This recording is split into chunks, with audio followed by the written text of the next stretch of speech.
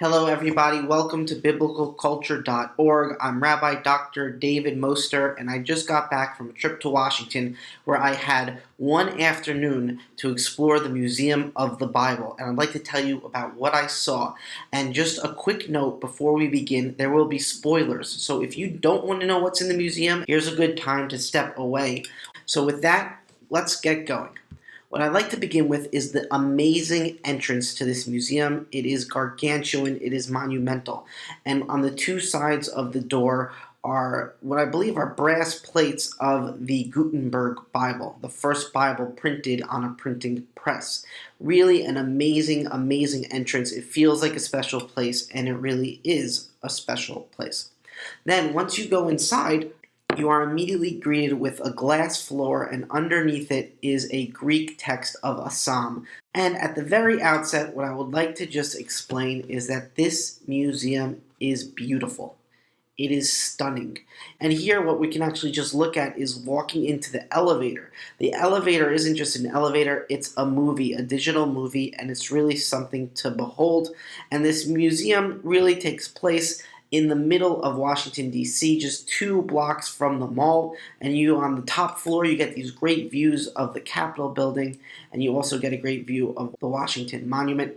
And really, in terms of beauty, nothing surpasses the Great Hall in the entranceway. The Great Hall in the entranceway has an amazing ceiling.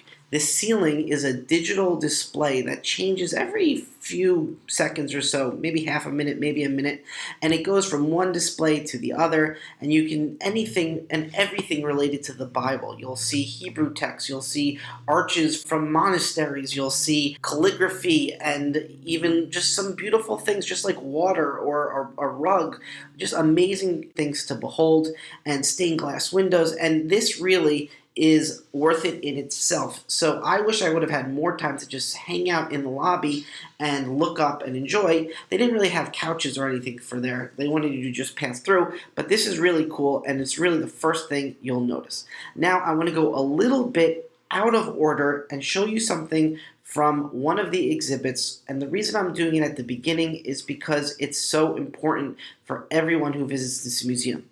Because whenever you go to a museum like this, you might ask yourself, well, whose Bible is this? Is this a Jewish Bible? Is this a Christian Bible? Is this a Catholic Bible? Is this a Protestant Bible? Is it Greek Orthodox? And so what they do, they have this great example that the Bible, the book of books, really means different things to different people. And what you can see here is that there are 7 different sections of what the word Bible means. And in each little section, they'll have something at the bottom which will tell you what books are included in this group's Bible and what the Bible looks like. Here we're actually looking at a Hebrew Bible, a Jewish Bible, and you'll see a lot of Hebrew, obviously. So let's go through them one by one. We'll start with the Hebrew Bible, the Tanakh. Here they have a nice Jewish Bible, a Hebrew Bible, as their first section. Then the second thing they have is a Samaritan Bible. And that's kind of actually a misnomer because the Samaritans don't really have a Bible, they have a Torah. That's really all that's in the Bible, their Torah. So this could have been called the Samaritan Torah. If you're interested in the Samaritans, we have a very in-depth video about their Torah on biblicalculture.org here on YouTube. Moving on, we have the Catholic Bible, and the Catholic Bible is going to be a little bit different for, let's say, the Old Testament in the Catholic Bible does not necessarily equal the Hebrew Bible of the Jews. There are some extra books. You have things like Maccabees and things like that. So what we have here is the Catholic Bible, and then moving on, they have a really nice presentation for the Protestant Bible in that they have one with Apocrypha and one without Apocrypha.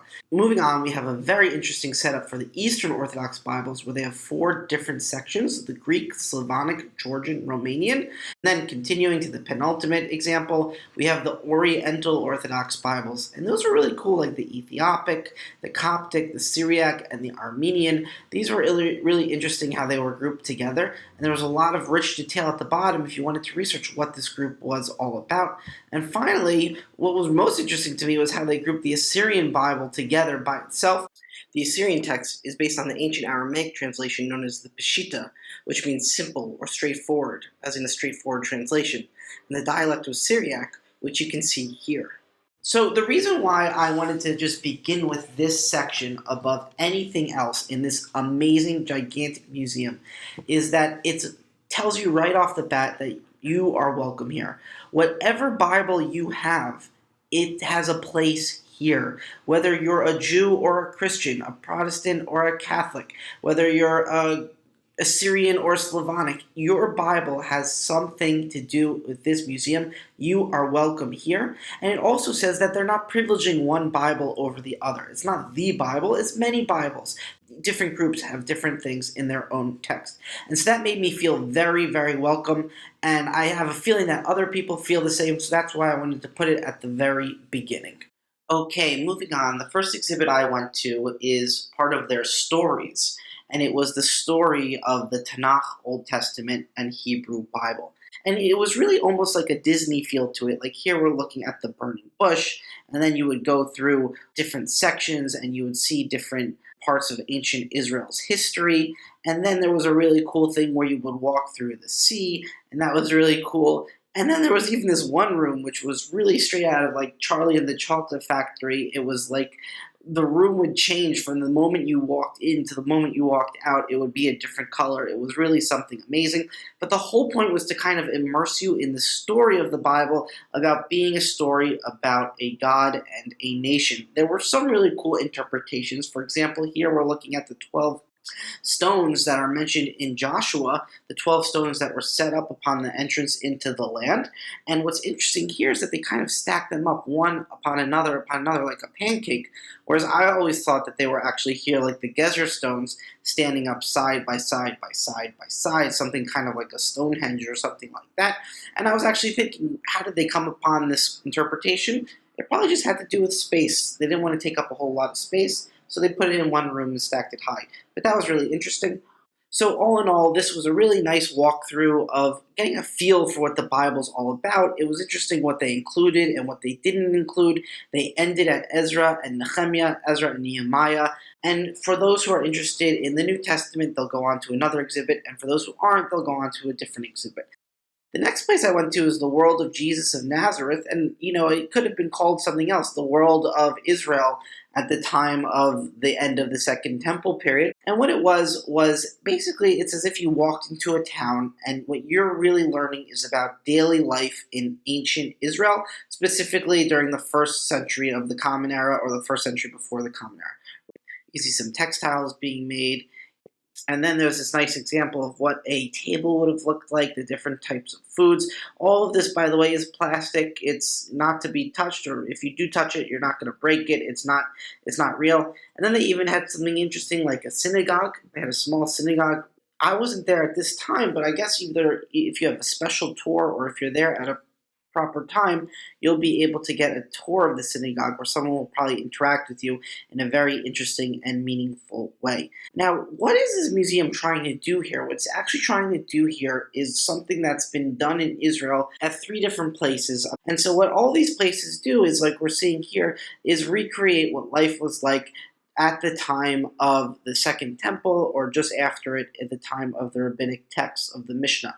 And you see here people will dress up, they'll make pitas, and they'll sit down for different types of meals and everything.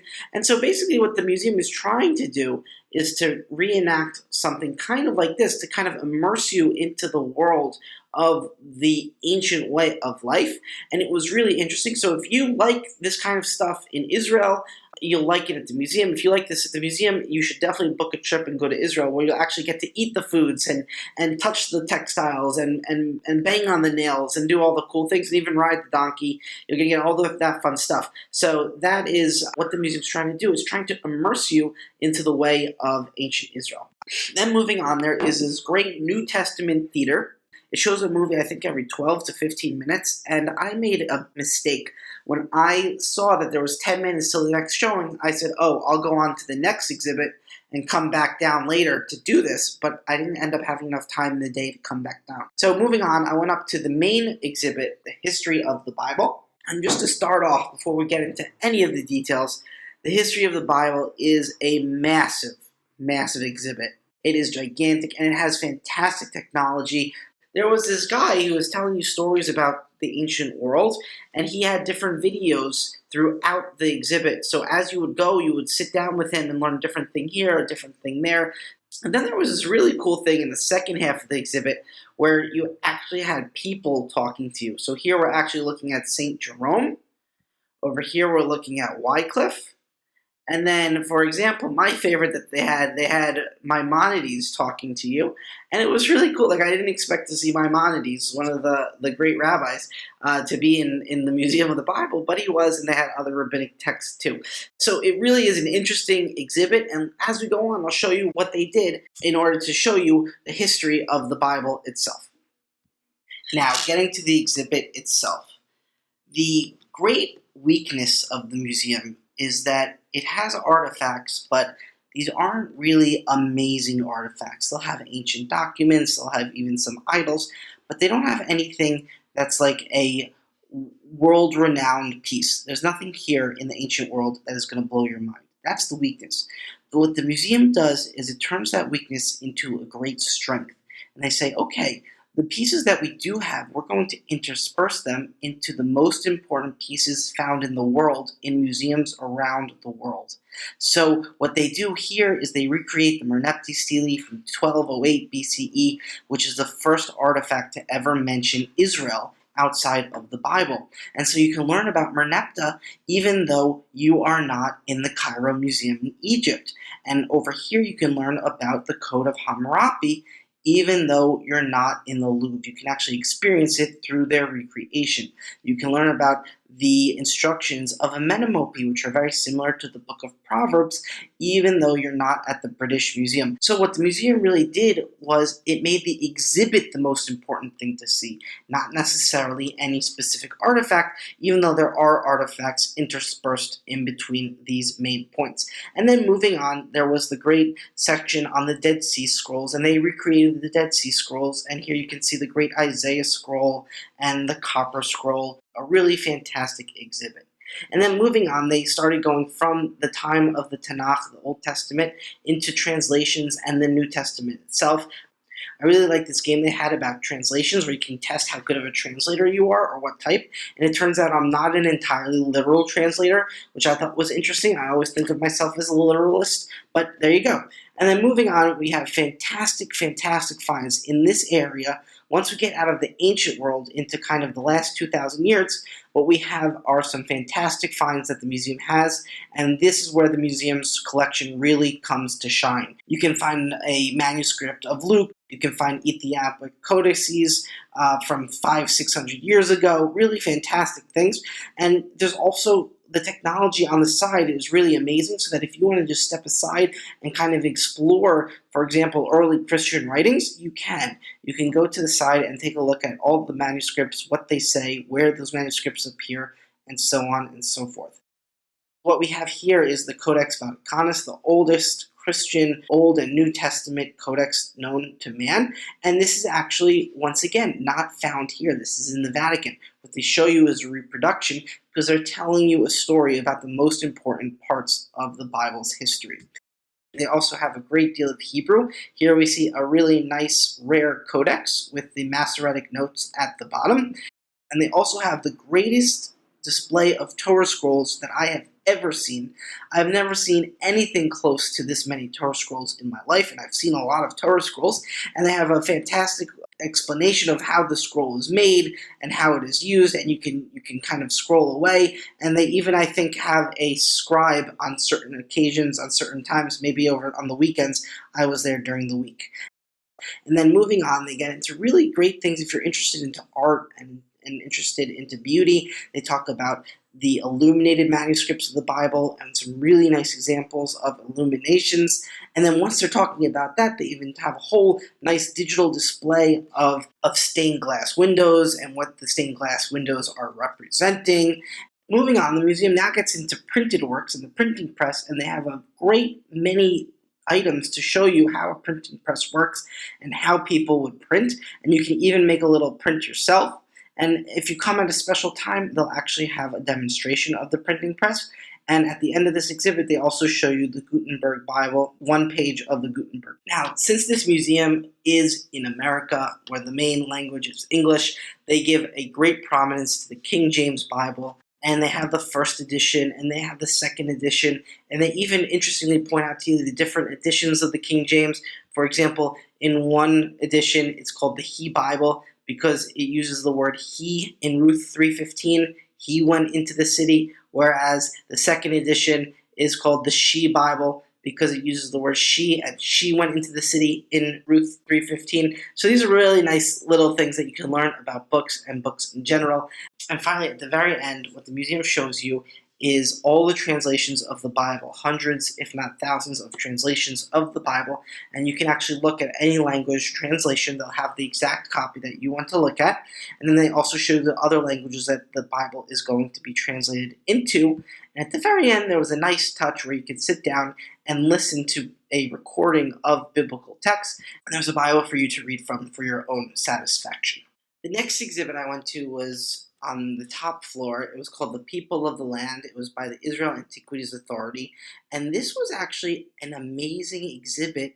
I wish I had more time for it because it really is like you're in the Israel Museum. There are phenomenal finds from archaeology where you can see the real pots and pans and idols and musical instruments and arrows and bows and spears of the ancient Israelites and their neighbors. You can even see the giant burial tombs and things like that, which you would normally only see in the Israel Museum. But because it's the Israel Antiquities Authority, they have so many of these that they can make extra exhibits even here in Washington, D.C.